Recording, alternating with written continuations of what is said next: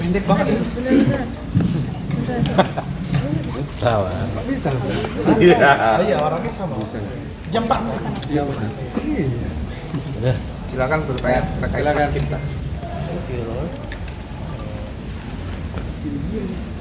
Oke, Mas Rio, seperti apa Mas? Hari ini agendanya bisa diceritakan? Ya, hari ini kita baru aja kita melakukan audiensi antara Asosiasi Komposer Seluruh Indonesia AKSI dengan Pak Menteri HAM Natalius Pigai.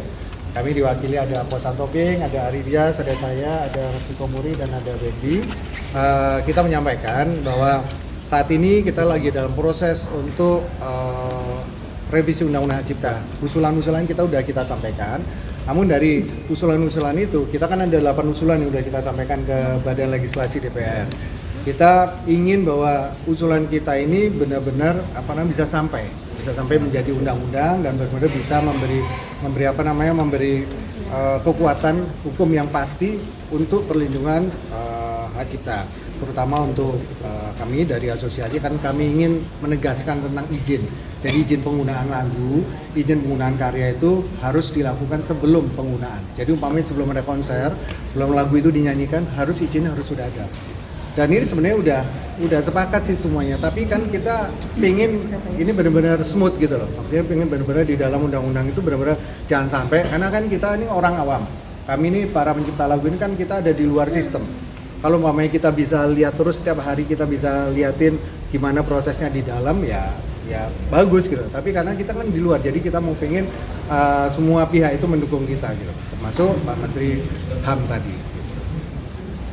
Kalau udah sejauh mana Mas mungkin rancangan? Sejauh mana usulan udah kita sampaikan. Waktu itu kan kita dijadikan sebagai tim perumus, dari AKSI juga dijadikan tim perumus dan kami juga sudah menyampaikan dan kita udah memberikan naskah akademik dan juga DIM.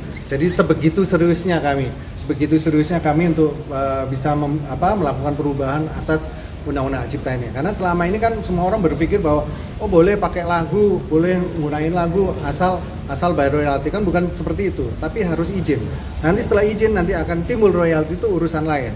Mau diberikan royalti atau enggak, tapi yang penting adalah izin dulu. Nah, seperti yang sudah pernah dilakukan oleh Pak SBY dulu dengan keluarga dari Gus Plus. Pak SBY sendiri aja sowan ke keluarganya Gus Plus, ke keluarga Om Yo, sowan, terus meminta izin untuk menggunakan karya-karyanya untuk konser. Nah itu kan adab yang sebenarnya harus kita perhatikan.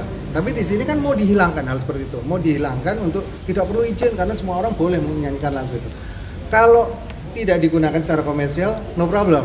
Mau dinyanyikan pengamen, mau dinyanyikan di luar, mau dinyanyikan acara-acara arisan segala macam, itu no problem. Tapi ketika digunakan secara komersial, digunakan berbayar, tiketnya berbayar dan artis penyanyinya juga dibayar mahal. Kenapa tidak memperhatikan pencipta lagu?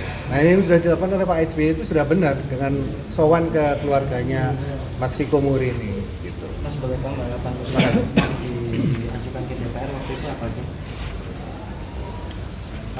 Ada 8 usulan ya? Ya. Mas Ari bisa sampai 8 usulan itu poin yang paling penting itu adalah bahwa kita mendorong untuk adanya izin dan lisensi sebelum pertunjukan konser. Kita fokusnya ke konser dalam hal revisi undang-undang ini.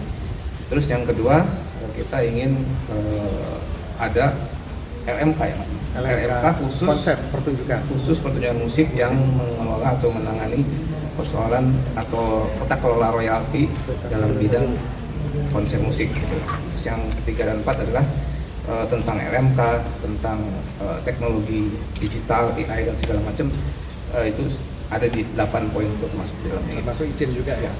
Dan yang paling mungkin yang bagian yang penting juga bahwa selama ini kan paradigma bahwa direct license itu adalah bertentangan dengan undang-undang hak cipta. Itu kemarin di uji materi di MK itu hakim telah Mahkamah Konstitusi telah mempertimbangkan dalam putusannya bahwa direct license itu adalah bentuk dari hak eksklusif pencipta. Jadi paradigma bahwa direct license itu tidak sesuai dengan undang-undang itu telah ditegaskan dalam Mahkamah Konstitusi bahwa dari price itu adalah bagian dari hak eksklusif pencipta. Itu yang mungkin kita harus sampaikan, bahwa dalam putusannya Mahkamah Konstitusi juga telah menjelaskan dengan sangat gamblang, eksplisit pasal 80 ayat 1 bahwa pencipta berhak melakukan kebebasan berkontrak, yaitu melalui perjanjian lain. Nah, itu adalah bentuk dari direct license itu sendiri. Itu ditegaskan dalam Mahkamah Konstitusi. Dan yang kedua terkait dengan kunjungan kita ke ke Kementerian Hak Asasi Manusia ini, bahwa kita ingin tegaskan bahwa hak cipta itu adalah juga merupakan hak asasi manusia.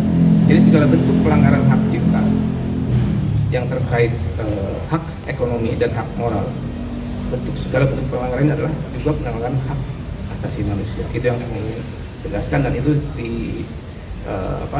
diafirmasi oleh Pak Menteri bahwa itu memang hak asasi manusia. Itu aja mungkin.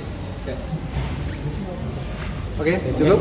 Mas, bagaimana dengan bertentangan dari teman-teman artis yang lain? Jadi gini, masalah bertentangan dengan yang lain, kita kembali lagi ke undang-undang aja ya. Dan banyak sudah dukungan dari teman-teman aksi sendiri yang udah bersama-sama bagaimana caranya hak cipta lagu ini bisa dapat dilindungi dengan baik di negara kita sendiri. Bahkan banyak juga pencipta lagu saat ini yang udah nggak terlalu percaya lagi karena karya lagunya diperlakukan semena-mena di negaranya sendiri, akhirnya mereka mendaftarkan ke negara lain. Intinya adalah hak cipta melekat kepada pencipta lagu, bukan pada pengguna lagu. Itu aja Mas, makasih. Satu lagi, ini berkaitan dengan dinamika yang terjadi antara pencipta lagu dan RMK ya, dan LMKN. Ini kan ada dinamika yang terjadi, yaitu bahwa kemarin sempat ada persoalan keterlambatan distribusi royalti dari LMKN kepada LMK. Nah, itu kan akhirnya terjadi dari persoalan dan isu tersendiri, yang kami juga mencermati bahwa itu berpotensi menjadi krisis kepercayaan trust issue para pencipta, dan tidak hanya para pencipta, para user juga terhadap sistem kolektif nasional ini. Jadi itu perlu kita cermati, perlu kita waspadai untuk supaya ada jalan keluar yang terbaik untuk tata kelola royalti nasional ini, yaitu terkait dengan tata kelola antara LMKN, RMK, dan pencipta.